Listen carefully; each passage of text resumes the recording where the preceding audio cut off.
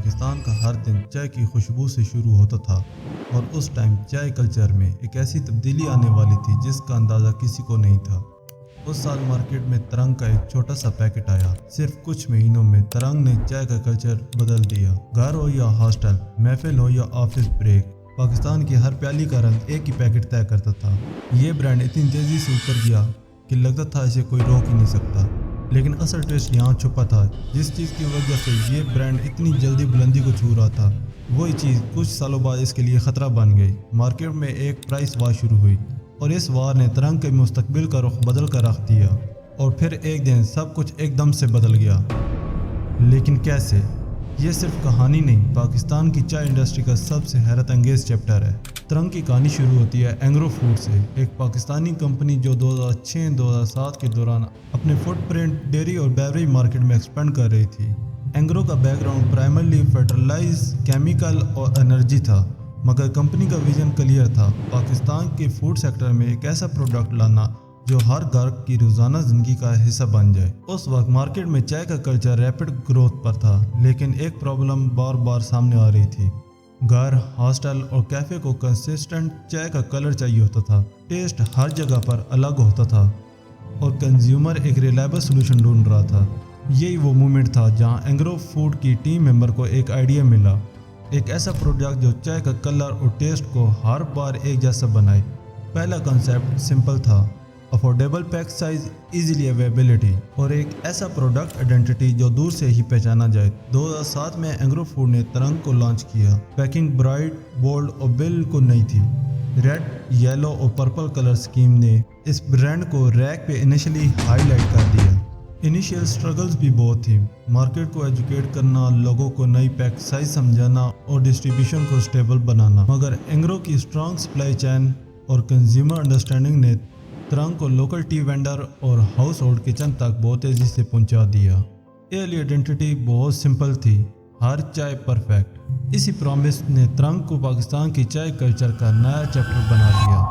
ترنگ کی اصل اڑان تب شروع ہوتی ہے جب اینگرو فوڈ نے پاکستان کی چائے ہیبٹ کو بالکل نئی ڈائریکشن دی۔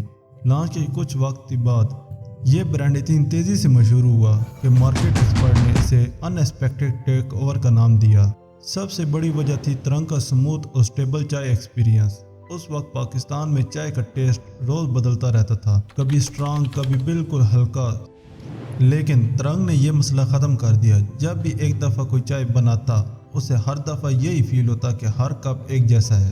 اور دوسری سب سے امپورٹنٹ چیز تھی ترنگ کی پرائس۔ منی پیک نے مڈل کلاس فیملیز اور چائے ہوٹل دونوں کو بجٹ فرینڈلی آپشن دے دیا۔ اس سے برانڈ کی ریچ ایک دم سے ملٹی پلائی ہو گئی۔ پھر اس کی برانڈنگ نے اپنا کمال دکھایا۔ ترنگ کے ایڈز کوئی نارمل کمرشل ایڈ نہیں تھے، یہ ٹھیک پاکستانی کلچر ایونٹ لگتے تھے۔ مہندی ڈانس، شادی ویژول اور رنگ برنگی تھیمز، یہ سب پاکستانی آڈینس کے موڈ کے ساتھ پرفیکٹ میچ کرتے تھے۔ چائے کو رنگ دو کا سلوگن ایک ڈائلاگ نہیں، ایک فیلنگ بن گیا۔ ڈسٹریبیوشن نے بھی برانڈ کو ٹاپ تک پہنچایا، ہر شہر، ہر قصبہ، ہر چھوٹی دکان تک۔ ترنگ کی سپلائی اتنی اسٹرانگ تھی کہ ہر شاپ کیپر بھی اس کی ڈیمانڈ کرتا۔ 2010 کے بعد ترنگ کی پاپولیرٹی صرف ایک پروڈکٹ کی وجہ سے نہیں، بلکہ اس وجہ سے بڑھ رہی تھی کہ لوگوں کو لگتا تھا کہ یہ برانڈ اس کی ڈیری چائے کا نیچرل حصہ بن چکا ہے۔ ترنگ کی کامیابی بہت تیزی سے بڑھ رہی تھی، لیکن ہر کامیابی کے پیچھے ایک سائلنٹ پرابلم بھی ہوتی ہے جو کہ شروع میں نظر نہیں آتی۔ یہی چیز ترنگ کے ساتھ بھی ہوئی۔ سب سے پہلا مسئلہ تھا مینجمنٹ کا۔ کمپنی اتنی تیزی سے ایکسپینشن کر رہی تھی کہ اندر چلنے والے ایشو کا اسے اندازہ ہی نہیں تھا۔ مارکیٹنگ اسٹرانگ تھی، مگر کیش فلو دھیرے دھیرے ٹائٹ ہوتا جا رہا تھا۔ اسی دوران بیڈ انویسٹمنٹ بھی ہوئی، جنہوں نے کمپنی کے آپریشن کو پریشر میں ڈال دیا۔ برانڈ کو لگ رہا تھا کہ مارکیٹ ان کی کنٹرول میں نہیں ہے، لیکن گراؤنڈ ریئلٹی کچھ اور ہی کہہ رہی تھی۔ اسی ٹائم مارکیٹ میں کچھ نیو کمپٹیٹر انٹر ہونا شروع ہو گئے تھے۔ لو پرائس برانڈ نے نیچرل ایریا کیپچر کیا، اور پریمیم برانڈ نے سٹیز میں ترنگ کو چیلنج دیا۔ کمپٹیشن نے ایک سائلنٹ پریشر کریٹ کر دیا، جس کا اثر ترنگ کو بعد میں محسوس ہوا۔ پھر آتی ہے مینجمنٹ کا فیس۔ کچھ ڈیسیژن جلد بازی میں لیے گئے، کچھ سپلائی چین ایشو ٹائم پر سالو نہیں ہوئے، اسٹور پر سٹاک کبھی زیادہ ہوتا تھا، کبھی بالکل کم۔ یہی انکنسسٹنسی کسٹمر کو کنفیوز کرنے لگی۔ اس کے بعد ٹیم کے اندر مسئلے سٹارٹ ہو گئے۔ ٹیمز ایک دوسرے کے ساتھ صحیح سے میچ نہیں کر رہی تھی، اور برانڈ کی ڈائریکشن دھیرے دھیرے بلر ہونا شروع ہو گئی۔ सबसे डेंजरस पॉइंट तब आया जब कस्टमर ट्रस्ट स्लिप होना शुरू हो गया। वो ब्रांड जिसे लोग परफेक्ट चाय का सिंबल समझते थे, अब उस पर स्लो साइलेंट बढ़ने लगा। ये ही वो पहला मोमेंट था जहां तरंग की कहानी पर ट्विस्ट आना शुरू हुआ। तरंग की कहानी का सबसे हैवी हिस्सा उस वक्त शुरू होता है जब ब्रांड की ग्रोथ रुकती नहीं, गिरना शुरू हो जाती है। सबसे पहला सिग्नल था सेल का स्लो ड्रॉप। वो प्रोडक्ट जो लाखों लीटर डेली के हिसाब से बिकता था, अब धीरे धीरे नंबर लूज कर रहा था। इसके बाद मार्केट आउटलेट्स ने तरंग के स्टॉक को कम रखना शुरू कर दिया। कुछ शहरों में तो स्टोर ने पूरे रैक से तरंग हटाकर उसकी जगह न्यू कॉम्पिटिटर को दे दी। ये ब्रांड के लिए पहला विजिबल रेड फ्लैग था। सेल गिरने के साथ साथ कंपनी के कैश फ्लो पर भी प्रेशर बढ़ता गया। एडवर्टाइजमेंट का प्रेशर हाई था, डिस्ट्रीब्यूशन का लोड भी हैवी था और रेवेन्यू उतना फास्ट वापस नहीं आ रहा था। रिजल्ट डेबिट बढ़ना शुरू हो गया। फिर वो पॉइंट आता है जहां बैंकिंग इशू सामने आए। कुछ पेमेंट डिले हुई, कुछ अप्रूव लेट मिली और कंपनी को शॉर्ट टर्म लोन लेना पड़ा, सिर्फ ऑपरेशन चलाए रखने के लिए।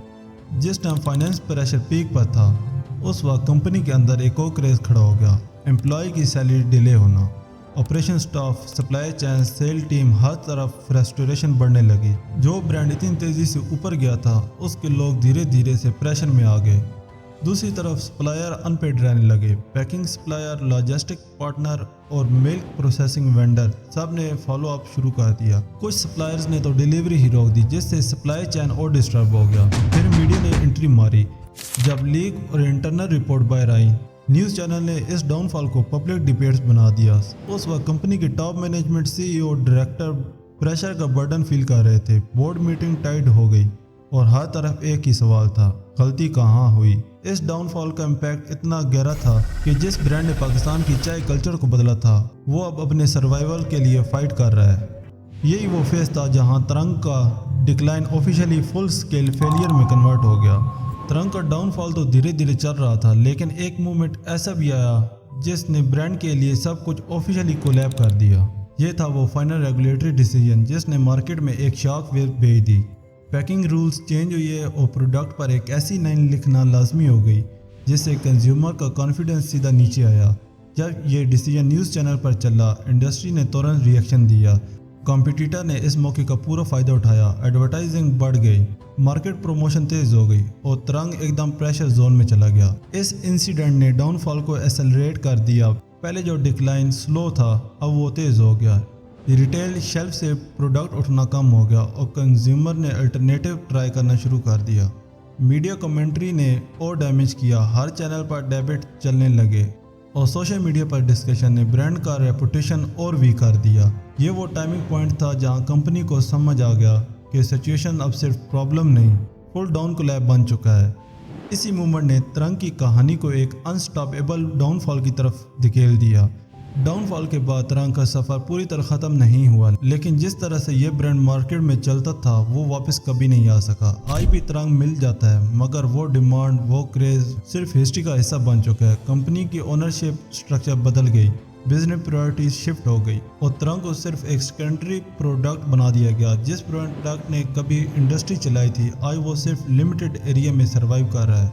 एम्प्लॉय जो उस वक्त क्राइसिस का हिस्सा बने, कई लोग दूसरी कंपनीज में शिफ्ट हो गए, कुछ ने न्यू कैरियर स्टार्ट किए और कुछ अभी भी इंडस्ट्री में सीनियर रोल्स में काम कर रहे हैं। मार्केट रिएक्शन सिंपल था, कंज्यूमर ने क्विकली अल्टरनेटिव ब्रांड अडॉप्ट कर लिया और चाय कल्चर ने अपना बैलेंस चेंज कर लिया। पब्लिक मेमोरी में तरंग आज भी जिंदा है, एक रिमाइंडर के तौर पर कि कभी कभी ट्रेंड बनाने वाला ब्रांड सबसे पहले गिर जाता है। तरंग का सफ़र यहीं आहिस्ता आहिस्ता से रुक जाता है। एक ब्रांड जो कभी चाय का कलर, घरों की रूटीन और मार्केट का ट्रेंड सेट करता था, आज भी कहीं मिल जाता है, मगर उस पुरानी शाइन के बगैर। मार्केट बदल गई, लोग बदल गए और तरंग धीरे धीरे बैकग्राउंड बन गया।